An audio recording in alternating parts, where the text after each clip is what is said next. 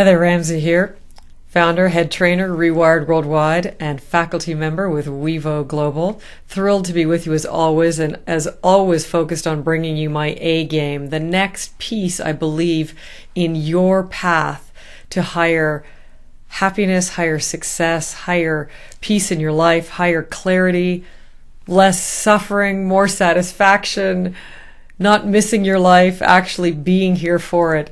Just to highlight from a street language perspective some of the benefits in you engaging in a practice of mindfulness. If you've, and I hope you have, listened to some of the Mindfulness 101 initial trainings in advance of this, you'll get highlights on the simplicity and the power of adding just a few moments, minutes of stillness and silence into your day. The why meditate in the first place, which is a brief recap of what I just gave you. The what is mindfulness or meditation or a mindfulness practice anyways. And the whole I can't meditate, I can't blank my mind, but lucky to say it's not the goal.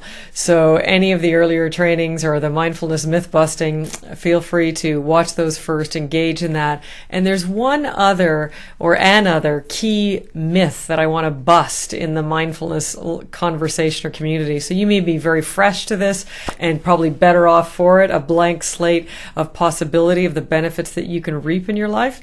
And for those of you who may have ever thought or overheard a conversation or even been part of a conversation that sounds something like this. Well, I think focusing on a candle is the best object of meditation. Well, in fact, I believe that a mantra, transcendental meditators, I believe a mantra is the best object of meditation. No, definitely the breath is the best object of meditation. Now, what do you mean exactly by that? Well, is it the breath, focusing on the breath at the tip of the nose? Is it the breath coming in and out of your lungs? Is it the breath coming in and out of your abdomen and expanding your diaphragm? All of these and many more great debates in the mindfulness community for decades, centuries of what are the optimal objects of meditation. And yes, if it interests you, and mark my words, that conversation can be interesting. For one, it can be a valuable conversation. And yes, subjectively, at different times of the day, or depending on who you are, or depending on your practice and your evolution, there may be some objects of meditation that give you more MMM, maximum meditation mileage, to quote one of my great teachers, Shinzen Young. But objectively, there is no difference between, or shall I say, it's not important, as the emphasis has been put on it, as to which object of meditation you choose. It's almost like people have distracted themselves from the core muscle building that's actually going on in a mindfulness practice, and you'll see that in earlier recordings and delving into it in future recordings in this program.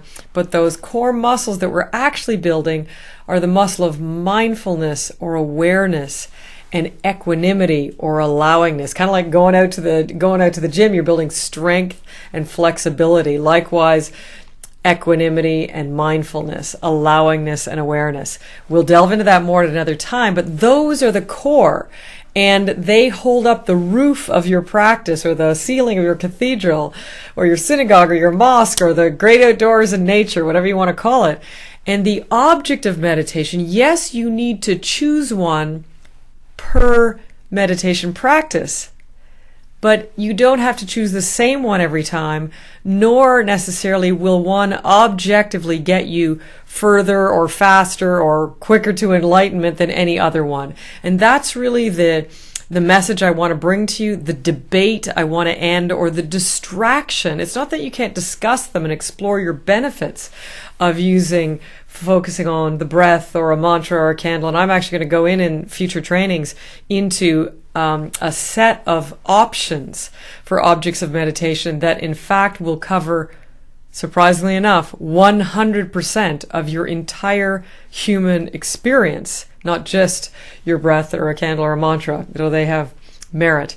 So really, which to say is, it's secondary which one you pick, not completely irrelevant, but secondary. You can change it, and you need not debate or, worse yet, stress or fret over what object of meditation should I use, or should I follow this guided meditation or that guided meditation. I remember, in fact, it was just last night I was out dancing and blues dancing. I don't know if you knew you can dance to blues dancing. And I happened to strike up a conversation with a chap beside me who we'd known each other before. And he teaches yoga. And he said, I really need to jumpstart my meditation practice again. And he was self-confessed, God bless him, quite analytical about it, and was having quite a lot of angst about a particular focus. And do you think I should focus on the breath or body sweeping? And he was sort of wrestling, debating, frustrating, and expending, mark my words, a lot of unnecessary energy and emotional energy, frustrated, or basically the underlying is, I wonder if I'm doing it wrong, the doubt energy, which in fact is a distraction to, or reduces the actual impacts in the first place. And so I rest assured him of this principle that my object of meditation is not better than your object of meditation.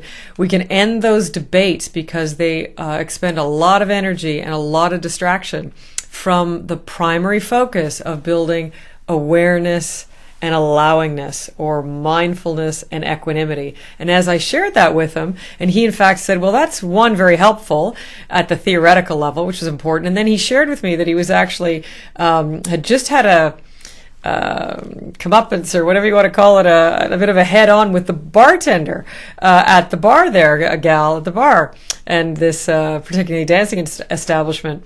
And so I literally walked him through the application of the objects of meditation I'm going to teach you in terms of see, hear, and feel. And I actually had him experience a breakthrough in that moment, because the breath isn't necessarily in that spat with the bartender. The candle isn't in that spat with the bartender.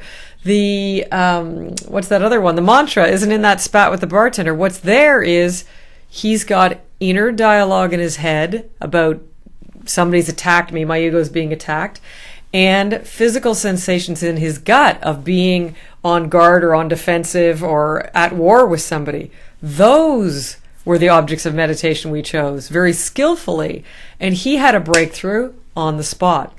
So more to come on that, but just to share with you, it matters not, or shall I say, any object of meditation can get you great meditation mileage. And we're going to explore more in the next upcoming trainings which objects of meditation would get you some of the best maximum meditation mileage. So hopefully that clears the decks for you if you've ever had these angst or concern or debate internally, or whether you've ever been part of those conversations, and or whether they're in your future. You can just rest assured, if somebody's ever distressed over that the key is build your awareness and your allowing of any selected object of meditation, and you will have gained meditation mileage. So I'm excited for you. Wanted to focus this training specifically on this myth busting of, is my object of meditation better than your object of meditation? And in fact, no,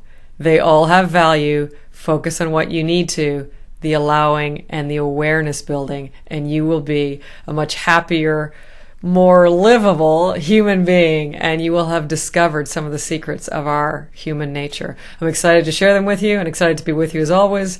Heather Ramsey, ReWired Worldwide and WeVo Global. Cheers, and over and out.